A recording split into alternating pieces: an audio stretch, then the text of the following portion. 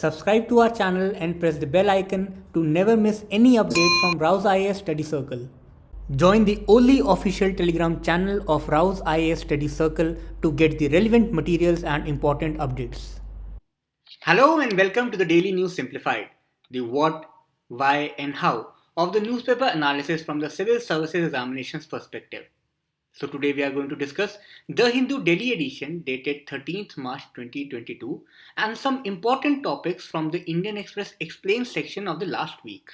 The topics to be discussed have been displayed on your screen and the timestamping of the same has been provided in the description box below.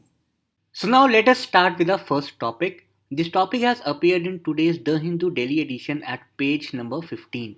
The topic is in relation to the Russia-Ukraine war, but with a very specific perspective in relation to the Geneva Convention. Because all the major dimensions of Russia-Ukraine war have been covered multiple times in DNS, but in today's session we will restrict our discussion to the Geneva Convention. And that is why the context of this particular news article is in relation to the theme of the Geneva Convention. That is, the Russia's armed invasion of Ukraine starting February 24 has set off a steady escalation in hostilities on Ukrainian soil and in many cases civilian infrastructure and non-combatants. Now this is the core theme of today's discussion because Geneva Convention deals with this particular theme. As far as the UPSC scheme of syllabus is concerned, this topic directly falls under the General Studies paper 2 in the International Relations sections and the micro section which deals with the bilateral, regional and global groupings and agreements which involves India or affect the Indian interests. So that is why now we will discuss that what is exactly the Geneva Convention and we will also discuss the critical analysis part of this particular convention. So the Geneva Convention dates back to the time of 1949 and it encompasses 4 treaties and 3 additional protocols which were signed under the Geneva Convention. The main theme of the Geneva Convention is the ethical and legal humanitarian treatment during the course of war, which means that Geneva Convention deals with the humanitarian treatment of people and those people can be those are combatants, that is the who are actively engaged in the wars, that is like for example soldiers, or they also include the non-combatants, for example the civilian population which is not actively involved in the war but as the outcome of the war they are also highly vulnerable. So that is why Geneva Convention deals with all these 3 things and have 4 treaties and 3 protocols. So the first convention, the first treaty is in relation to the wounded and sick soldiers on land. And the second treaty is the wounded or sick soldiers on sea. So what Geneva Convention says is that because every human by virtue of being human has its own rights, and that is why even the wounded or the sick soldiers on land or sea, whether they are of the home territory or they are of the enemy territory, they also have equal rights. And that is why these wounded and sick soldiers must be provided with the medical aid as well as the religious support.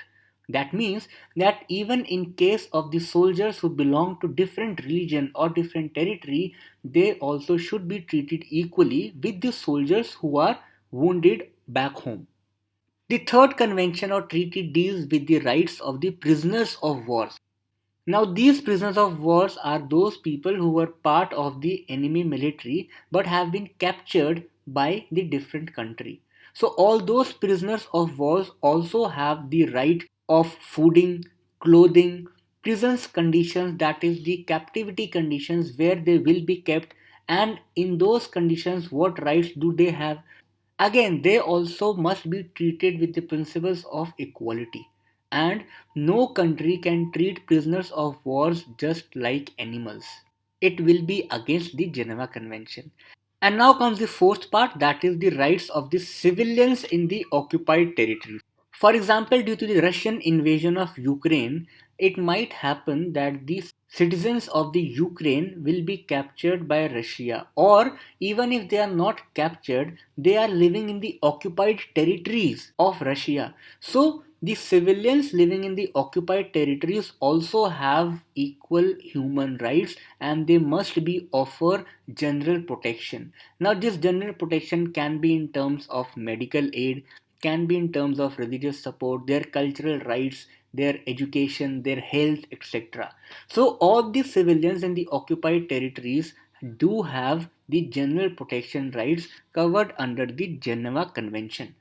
But now there is one catch. The catch is that now most of your students might be aware of this fact that for the last 2 to 3 years, Russia was planning to invade Ukraine.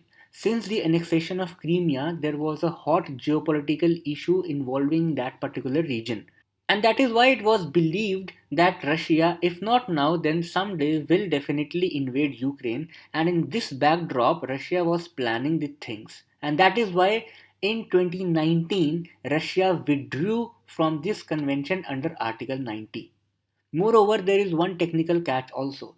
This convention, all these four treaties and first two protocols were signed by the Soviet Union and not Russia.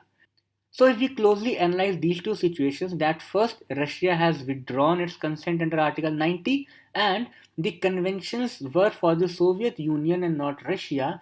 So that is why Russia is not liable under Geneva Convention as of now.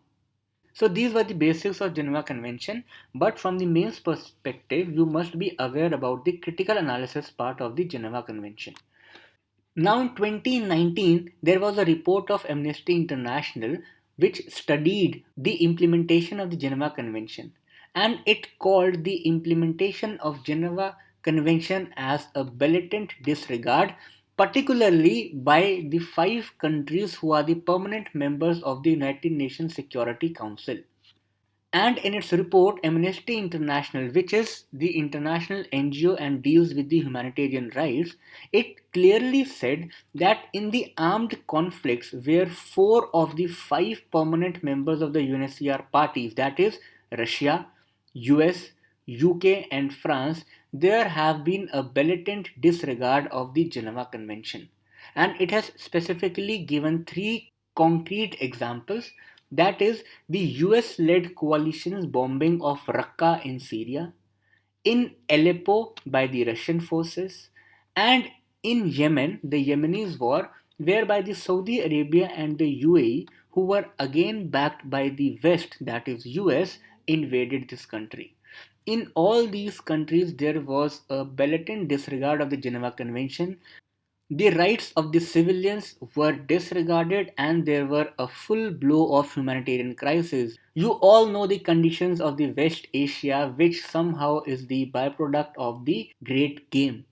So the point is that Amnesty International has said that the true spirit of Geneva Convention has not been followed, especially by those very countries who have the veto power in the UN Security Council by virtue of being its permanent member.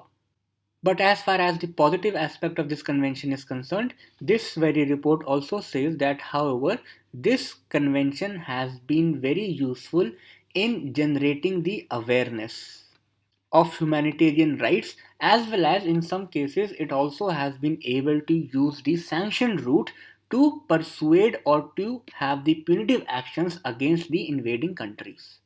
So this was the whole topic of the basics of the Geneva Convention as well as its critical analysis part. Now in brief we will discuss this topic once again. Geneva Convention dates back to the period of 1949, which has 4 treaties and 3 additional protocols signed under this convention.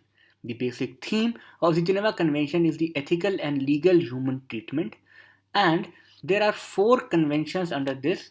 The first 2 deals with the wounded and the sick soldiers on land and sea respectively. The third deals with the rights of the prisoners of war, and the fourth deals with the rights of the civilians in the occupied territory. After this, we looked at the Russian stand and its link to the Geneva Convention, and in the last we discussed critical perspective of this convention as per the Amnesty International report. and it has said that there have been a blatant disregard of this convention, especially by the permanent members of the UNSC, especially in Iraq, in Aleppo, and in Yemen. And now we have the example of Russian invasion into Ukraine. So now let us move with our next topic. This topic has appeared in Indian Express Explained section and is in relation to the manual scavenging. Now the problem of manual scavenging is very much prevalent in today's modern India, where we claim to have one of the most fastest growing economy as well as largest democracy, where we feel so proud to have a constitution and the constitutional bodies which are tasked to preserve and protect the rights of Indian citizens. Despite all the advances in economy, technology, and at the societal level, still there are certain social issues which are still prevalent in our country, and manual scavenging is one of those issues. And that is why this topic regularly appears in newspapers and is very much relevant for you people in the UPSC mains examination. Because as far as the UPSC scheme of syllabus is concerned, this topic falls under the General Studies Paper 2 mains under the section of Social Justice. Now, as far as this particular topic is concerned, it has appeared in Indian Express edition in the context that recently three laborers in Mumbai allegedly hired for manual scavenging after inhaling the toxic fumes in a septic tank died. So, in this very regard, we should know that what are the prevalent legal safeguards which are available in India to protect the life and right of the manual scavengers. Is manual scavenging legal in India or is it prohibited? What are the challenges which are associated with this particular practice? And what can be the certain recommendations or the steps which can be taken to prevent this menace? So, first of all, we will look at the existing legal safeguards in India. Now, before discussing all these things, first thing which I want to discuss with you people is that manual scavenging is not just an economic activity, rather it has a deep social roots. Now, what are those social roots? These social roots are somehow linked to the caste-based discriminations which is still prevalent and rampant in our society, because almost all the manual scavengers which exist today in India belong to the so-called low caste people. And it is believed that the scavenging activities, cleaning of the sewers, cleaning of the toilets, all these activities are to be done only by the Dalit section, and even among the Dalit section, the lowermost subcaste of the Dalit group, which we generally called as untouchables. So that is why this manual scavenging is not just an economic activity, rather, it also has the social connotation. And that is why there are several acts, for example, Protection of Civil Rights Act as well as the Prevention of Atrocities Act against scheduled caste and scheduled tribes. Now, both these acts specifically deal with the rights of the scheduled caste and scheduled tribe population. That is why you might think that what do these acts have to do with manual scavenging? But the point is that manual scavenging activity is also restricted to these social groups. And that is why there is a huge intermingling, overlapping of social as well as economic dimensions. So that is why the first legal safeguard which was enacted by our parliament was the Protection of Civil Rights in 1955. So, obviously, as the name is suggesting, this act was aimed to protect the civil rights of the members belonging to the scheduled caste community, and that was done in order to remove the untouchability as enshrined in our constitution in Article 17. So, to fulfill the objective of Article 17, this act was passed. Second important legal safeguard is Prevention of Atrocities Act against Scheduled Caste and Scheduled Tribes, passed in 1989. Now, what happened was that protection of the civil rights specifically dealt with the untouchability. Now, the problem was that there were several actions which were committed by the people of other caste against the lower caste people, which was not specifically untouchability because untouchability is not defined. So, that was not specifically untouchability, rather, those activities were atrocities. So that is why the objective of the protection was broadened and Prevention of Atrocities Act was passed. And under this act, the specifically manual scavenging was prohibited, and special courts were designed in order to have a speedy trial to take the punitive actions against those people who violate the provisions of this law. The third important legal safeguard is the Employment of Manual Scavengers and Construction of Dry Latrines Act, passed in 1993. Now, this act specifically deals with the domains of the manual scavenging and the dry latrines. And as per this act, manual scavenging again is prohibited in India. Insanitary latrines are not to be constructed. Manual cleaning of sewers without having the protective gear is prohibited. And last was the body established as National Commission for the Safai Karmachari. Now this commission was tasked to overall coordinate all the aspects which are associated with the prohibition of the manual scavenging. The main task of this body was to recommend various schemes, to study various schemes, to recommend certain changes in the laws which are dealing with all these things. However, the present status of this particular body is that presently it is a non-statutory body. Now this is very important. So these are the legal safeguards which are available in order to curb the menace of manual scavenging. Now we shall look at the existing challenges. Now first challenge is the caste based occupation, which we have already discussed, that this particular activity is mainly concerned with the Dalit population, and among the Dalits also the lowest subcaste group. So that is why all the socio-economic ramifications of this activity is restricted to this particular vulnerable section, which was already very vulnerable. So the point is that this caste-based occupation is further increasing the inequality in the society. The second challenge is the unclear data. Despite having so much of laws and the specific dedicated body to deal with this menace, the government still does not have a concrete data that how many manual scavengers still exist in India, what are the policy outcomes which are dealing with those manual scavengers, what are their health status. So no concrete data is available in the public domain regarding these things. Yes, certain NGOs and civil society organizations have come up with several data, and from different government service, we interpolate, we infer many things, but clear data regarding manual scavenging activity in India is not available.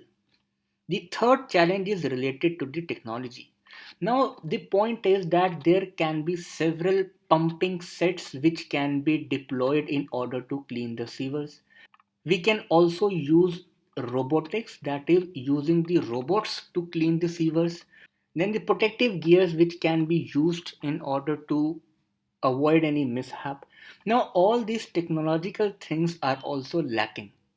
Further, when we take the design of the sewers into account, now our sewers, for example, in cities like Mumbai and Delhi, the sewers were designed way back. And that is why the diameters, the size of those sewers were very small.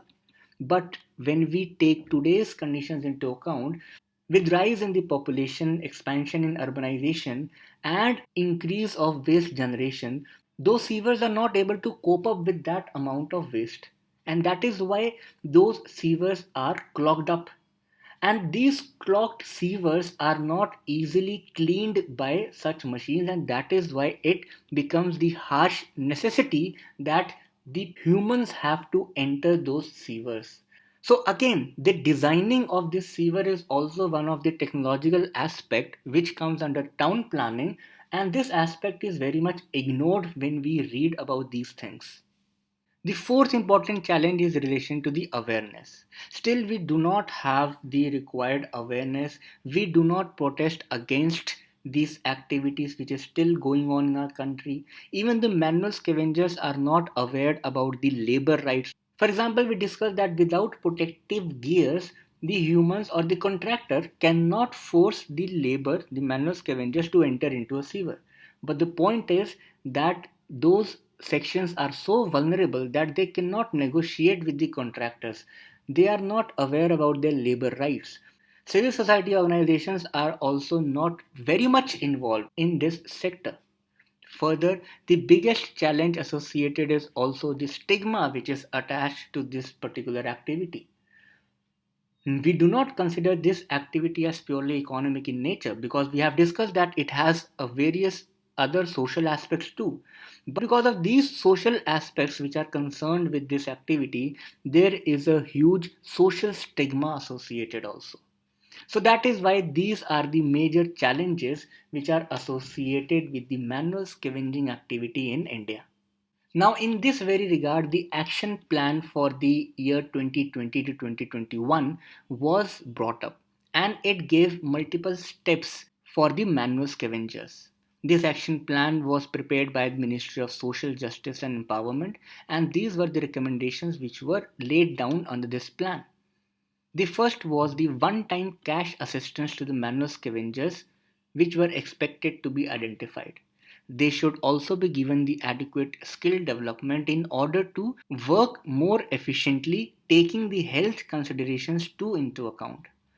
Third was the capital subsidy for the self employment projects. Fourth was the health come awareness camp because still people, manual scavengers, are not aware about the poisonous gases which get leaked in these sewers. And those gases are one of the prime reasons behind the death of the manual scavengers. Multiple workshops on prevention of hazardous cleaning were to be organized. Behavioral training, that is the upskilling program, will also be organized.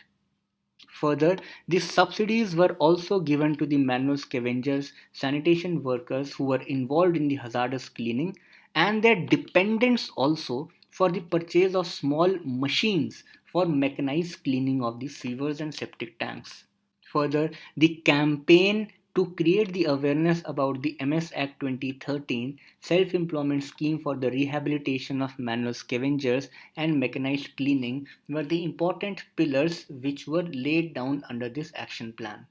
Further, this action plan also recommended certain amendments which should be done in the Manual Scavenging Act 2013.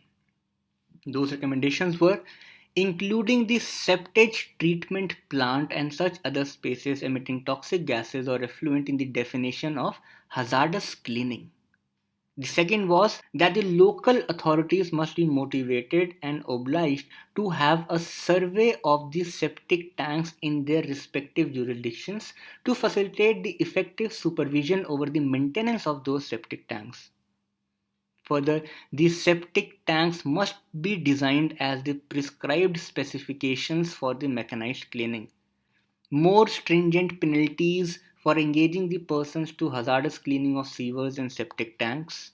And compensation to the families of those manual scavengers who died while performing these activities must be given, and the amount should be respectable in a sense that it can support the family which is left behind.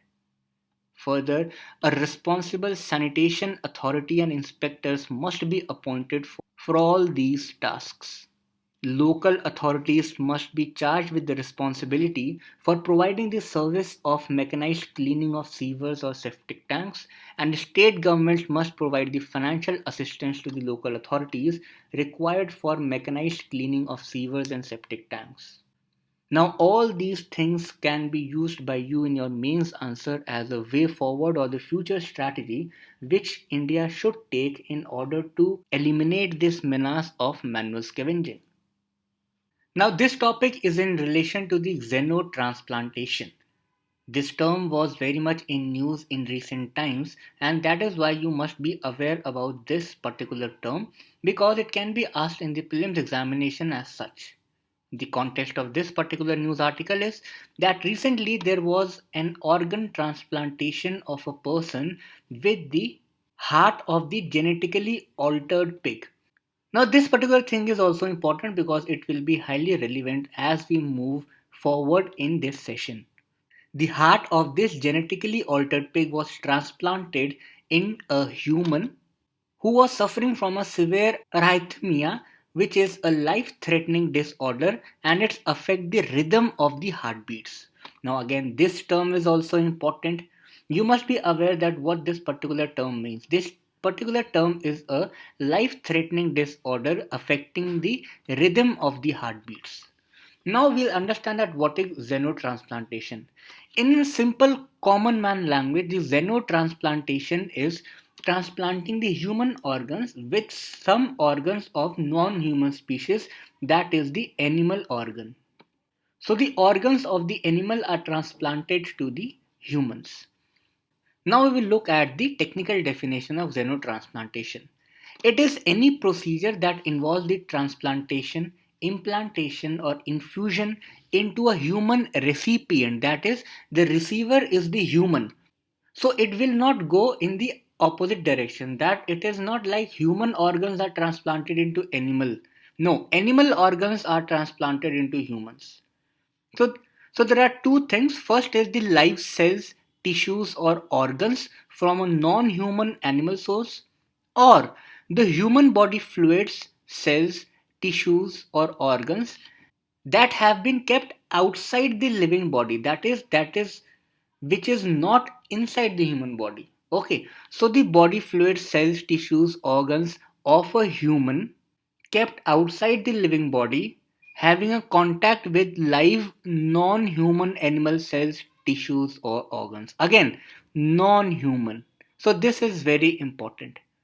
Now we all know that one of the biggest issues in organ transplantation in today's period is that the demand of the organs far exceeds the supplies, and that is why this is very difficult in terms of economic accessibility also.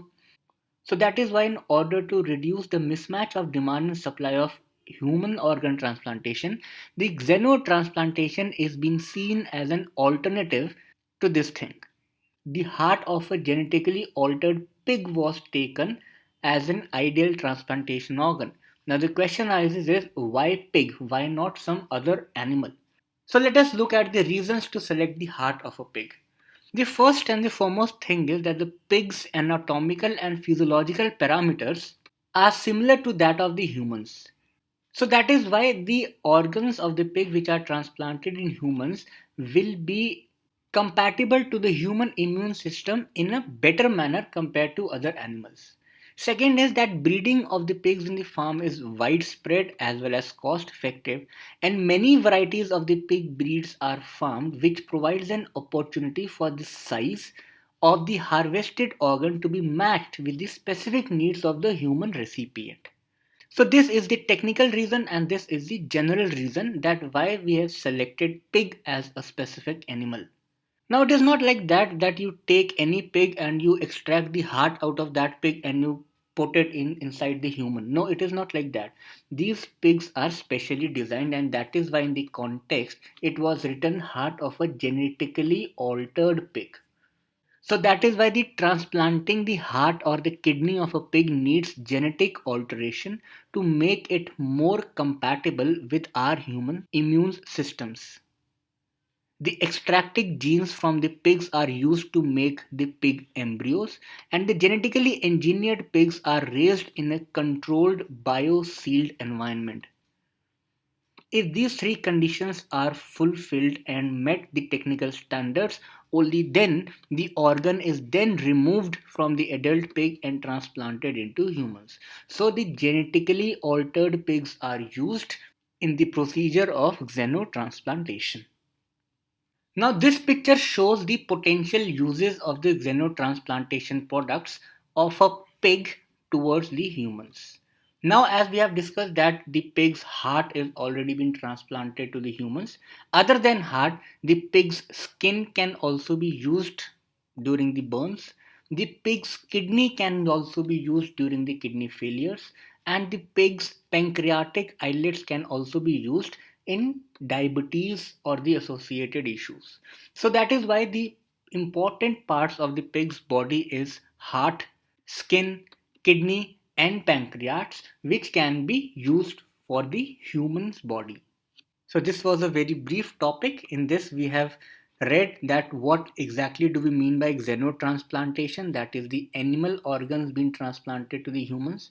Then we read that why we have selected the pigs, because their anatomical and physiological parameters are similar and they and their breeding is very widespread, cost effective, thereby providing an opportunity to us.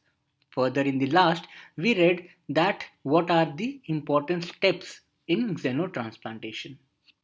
Now, this topic is from the Indian Express Explained section, and this reads the legacy of the Savitribai Phule and the Jyotirao Phule, who is also known as Jyotiba Phule.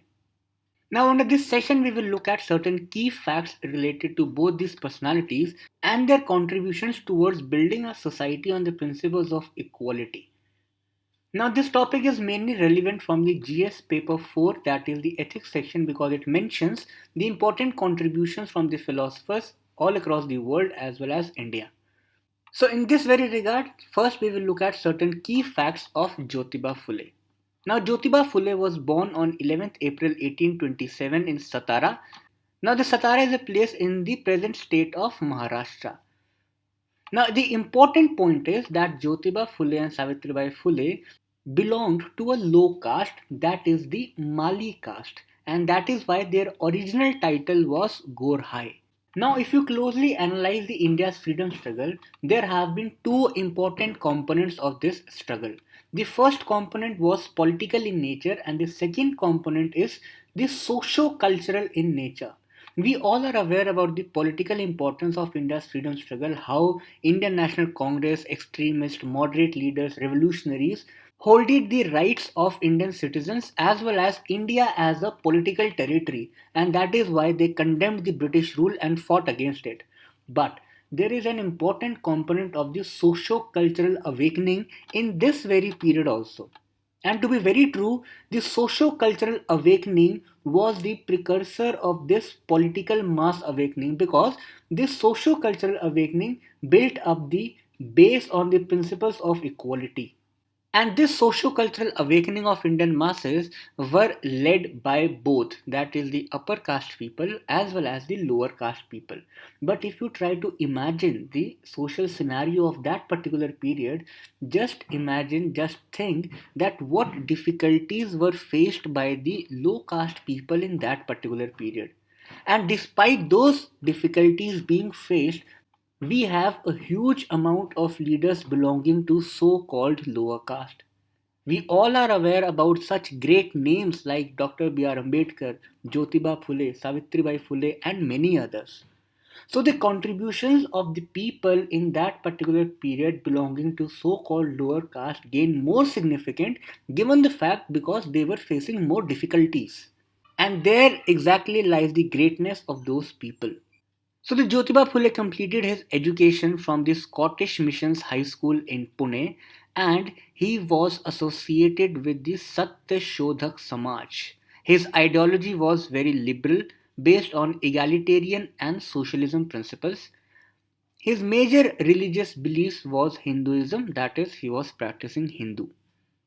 Now, from the Prelims perspective, his important publications were Tritya Ratna in 1855, then in 1869, Povada, Chhatrapati Shivaji Raje Bhosle Yacha, and in 1881, Shet Karaicha Asur. Now, these are three important publications of Jyotiba Phule. I am repeating it again. First, Tritya Ratna. Second, Povada in relation to the Chhatrapati Shivaji. And third, Shetkaraicha Asur. Now, after these key facts, now we will look at some of the contributions of the Jyotiba Phule. Now, the first important contribution of this great personality was that he challenged the domination of the higher caste, especially the Brahmins, and he fought for the equal rights of the people irrespective of their birth and caste. He also struggled for the rights of the peasants. And just to showcase you people as an example that how he fought against the Brahmins and how he fought for the equal rights, one of the things which he did, which is very famous, is that he constructed a common bathing tank outside his house so that the people, irrespective of their caste, can bathe in that tank together. Moreover, he also pushed for the combined dining and he himself wished to dine with everyone. Now, one very important thing is that in all these things that were done by the Jyotirao Phule, these things were simultaneously supported by his wife, that is Savitribai Phule also. So that is why if the question comes on Savitribai Phule, just look at the contribution, just remember the contributions of Jyotiba Phule, and you can have a fair idea of the contributions of Savitribai Phule. Now come to the second point. Mahatma Jyotibai Phule was also the pioneer of the women education. Now both these personalities have fought for the women rights, ranging from the women education, widow remarriage, sati pratha, etc.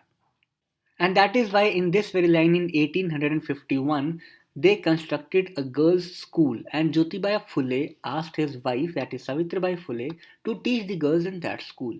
And she was one of the first female teachers in India. The third thing is that he is believed to be the first Hindu to start an orphanage for the unfortunate children. Now, just look at the range of his activities. He is also dealing with the caste issue, he is also fighting for the rights of the peasants, he is also fighting for the rights of the women and then unfortunate children and then the rights of the widow also. He established an ashram for the young widow and eventually became the advocate of the idea of widow remarriage. Further, in order to spiritually build up the people, the morale of the Indians, he formed the Satya Shodhak Samaj. The Satya Shodhak Samaj was basically the society who was the seeker of the real truth.